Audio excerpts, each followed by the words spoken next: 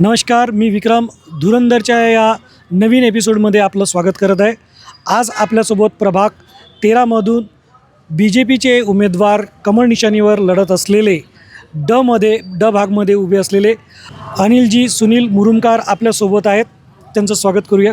स्वागत आहे सर आपलं. नमस्कार. नमस्कार. अनिल दादा, मला फक्त एकच विचारायचं स्टार्ट मी हेच करतो की तुम्ही पूर्वीला नगरसेवक होते. तुम्ही अशी कोणती विकास कामं केली की जे तुम्हाला वाटतं की तुम्ही खूप चांगले कामं केलेले आहेत? ठीक. सर्वात महत्त्वाचं आमच्या इथं या प्रभागात जेव्हा नवीन हद्दवाढ झाली, त्या हद्दवाढमध्ये शिवर हे गाव इथं समाविष्ट केलं.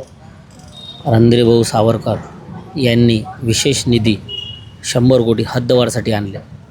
त्याच्यामधून सुरुवातीला आम्हाला 7.5-8 कोटी भेटले. त्यात गावातले पूर्ण रस्ते, नाल्या, त्याच्यानंतर मोठे मोठे सभागृह, त्यानंतर बगीचे, ओपन जिम, हे काम आम्ही कंप्लीट केलं. त्याच्यानंतर सर्वात महत्त्वाचं काम जे की लोकांच्या व्यक्तिगत जीवनात फरक पाडणारं, जसं घरकुल. जेव्हा पहिला DPR जो झाला होता 344चा DPR होता, म्हणजे 344 घराचा एक DPR तयार झाला. त्या DPRमध्ये 208 घरं हे फक्त शिवरचे होते. पण पहिला DPR महानगरपालिकेत मला त्या याचा घरकुलाचा जो अभ्यास करायला 6 महिने लागले जवळपास. तर 6 महिने झाल्यानंतर मला समजलं की हे कसं करायचं.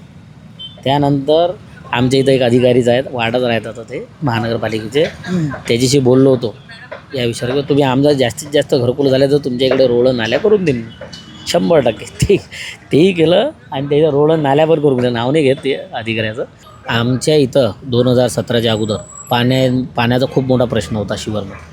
अक्षरशः मजूर वर्ग आहे तिथचे लोक शिवरमधले ड्युटीवर जात होते, 12 घंट्याने घरी येत होते. घरी आल्यानंतर सायकलला कॅना लावत होते. कॅना लावून पाणी भरायसाठी रात्री 2-2, 3-3 वाजेपर्यंत तिथं थांबत होते. त्याच्यानंतर घरी येऊन झोपत होते. सकाळी उठून तेच दिनचर्या द्यायची चालवतो. खूप त्रसलेले होते लोक पाण्यासाठी. रणधीरभाऊ सावरकर यांच्यामध्ये जे तुम्ही मला सांगितलं होतं 100 कोटी रुपये आणले त्यानं, त्या निधीतून मी पहिल्यांदा सुरुवातीला जेव्हा प्रॉब्लेम सॉल्व्ह केला तेव्हा टाकी नव्हती, काही नाही, पण पाणी आणायचं होतं. तर शिवनीपासून तर शिवरपर्यंत एक पाण्याची पाईपलाईन टाकली आणि त्यानं थोडाफार रिलीफ भेटला. त्याच्यानंतर दुसरा मुद्दा होता माझ्या, ती टाकी बनवणं. तर सावरकर साहेबांनी खूप मदत केली त्याच्यात, त्यानंच निधी दिला. मग टाकी बांधली. आता टाकीसाठी पाईपलाईन आवश्यक होती. टाकी इकडं सुरू होत होती आणि दुसरी इकडं मी पाईपलाईनसाठी रणधीरभाऊच्या मागं लावून रणधीरभाऊनं तो निधी दिला. खडकी ते शिवर महानची पाईपलाईन टाकून घेतली. आणि आज अशी कंडिशन आहे की शिवरमध्ये 10 लाख लिटर पाण्याची टाकी झालेली आहे. त्या टाकीनं आज कोणालाही कॅन घेऊन जायचं काम नाही. आणि त्याच्यामध्ये अजून एक मुद्दा ॲड करतो. मी आपल्या महानगरपालिकेतून जैन संघटना आहे, त्या जैन संघटनेमार्फत तलाव खोलीकरण करून घेतलं. त्यानं आम्हाला JCB बोकलँड अवेलेबल करून दिली ती. महानगरपालिकेनं डिझेल दिलं, गाड्या दिल्या. त्याच्यातून आम्ही आमच्या शिवरला लागून एक तलाव आहे, तो खोलीकरण केला. त्यानंही आमच्या इथं फायदा असा झाला की आमची वॉटर लेवल वाढली.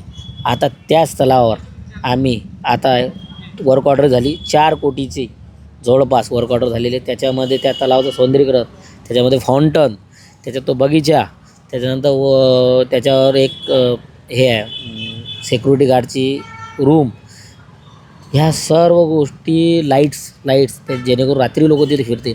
हा एक 4 कोटीचा प्रोजेक्ट आहे. तो येणाऱ्या याच्यात जास्तीत जास्त 1 ते 1.5 वर्षात तो आम्ही कंप्लीट करू.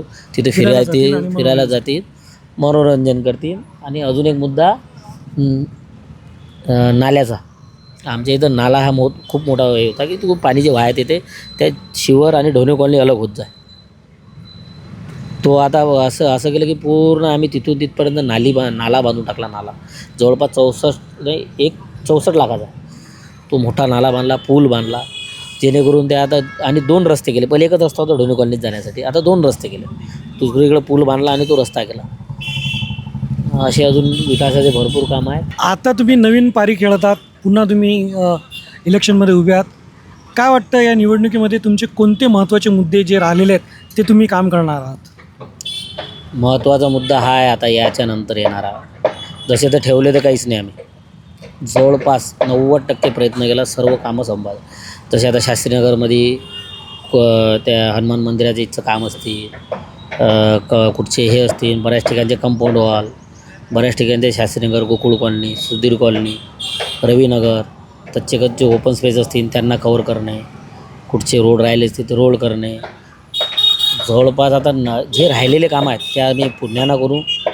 आणि साफसफाई संबंधित साफसफाईची खूप समस्या आहे. आम्ही प्रयत्न केला खूप करायचा. याच्यानंतर आमचं असं विजन आहे की झाडायला लवकर माणसं येत नाहीत, भेटत नाहीत किंवा त्याच्या मागं माणूस राहू शकत नाही. ह्या बऱ्याच गोष्टी आहेत त्यात हे आहे. तर त्याच्यामध्ये आपलं असं आहे की बऱ्याच इथं महानगरपालिकेमध्ये ज्या ए ग्रेडच्या आपली डी क्लासची आहे, ए ग्रेडच्या बीमध्ये सीमध्ये आहेत किंवा मशिनरी येतात एक झाडायसाठी. त्या मशिनरी जर आपण आणल्या, प्रयत्न करणार आहे आम्ही तो आमच्या निधीमना किंवा आमदार साहेबाजी कोण काही बोलून, त्या जर मशिनरी आणल्या ते माणसं लागतील नाही झाडायसाठी. राहायला याचा मुद्दा आपल्या नाल्याचा, तर अंडरग्राऊंड ड्रेनेज म्हणजे भूमिगत गटार ही योजना सध्या सुरू आहे. आपल्या प्रभाग 13मध्ये यायसाठी त्याला जवळपास 2 वर्ष लागते, जवळपास 1.5 ते 2 वर्ष. 1.5 ते 2 वर्षात थोडा त्रासही होईल तो. आम्ही हे प्रयत्न करू. जेव्हा अंडरग्राऊंड काम सुरू होईल त्याच्या 8 दिवसा किंवा 15 दिवसाच्या आत तो डबल रिकन्स्ट्रक्शन रोड झाला पाहिजे. हा आमचा त्याच्यामागे एक प्रयत्न राहील. त्यानं साफसफाईच्यानं रोगराई होणार नाही. म्हणजे हे जे आहे आता घाण पाणी वगैरे जाते यानं रोगराई होणार नाही. तर अंडरग्राऊंड ड्रेनेज झालं तर त्याच्यावर जास्त भर राहणार आता या. सध्या तुम्ही BJPमध्ये लढत आहात. काही जण आहेत की जे BJPमध्ये होते पहिले, आता नाही आहेत, अपक्ष लढत आहेत, त्यांच्याबद्दल आपलं काय म्हणणं आहे? आता जसं बाकीचे सांगतात, म्हणजे बाकी तो स्वतःच सांगतं समोरचा व्यक्ती की आम्ही एकनिष्ठ कसले. तुम्ही एकनिष्ठ असते तर हे पाऊलच उचललं नसतं. आता मागच्या वेळेस काय केलं तर आहे ना, वरून आणलं आणलं ते नेत्यांनी. मग तो प्रयत्न केला की बा ठीक आहे, माझी मिसेस ब्राह्मण आहे, मला यानं म्हटलं की बा तू ओबीसीत लढा म्हणून महिलेसाठी. माझी विषय ब्राह्मण आहे, ती उभी राहू नाही शकत ओबीसीमध्ये. मी त्यांना क्लिअरिटी दिली, बा ओबीसीत राहू नाही शकत. नाही, बरोबर आहे. मग समोरच्याले जो आता अपक्ष उभा आहे त्यांनी बोलवलं, तू ओबीसी तयारी कर.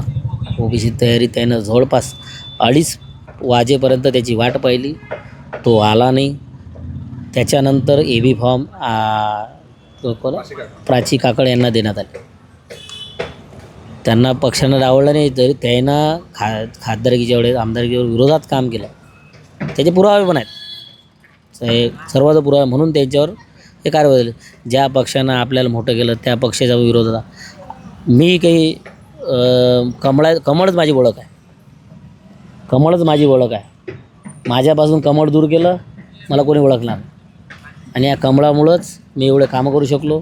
खासदार, आमदार अनुपभाऊ, आता नवी खासदार अनुप धोत्रे, संजीवभाऊ धोत्रे, रणधीरभाऊ सावरकर, विजूभाऊ अग्रवाल, याच्यामुळं हे मी पूर्ण जे काही नगरसेवक असतील याच्या अगोदरचे, त्याने हे काम करू शकले. आणि ते फक्त भाजप या कमळामुळंच करू शकले. कमळ निघालं, आमची व्हॅल्यू नाही आहे.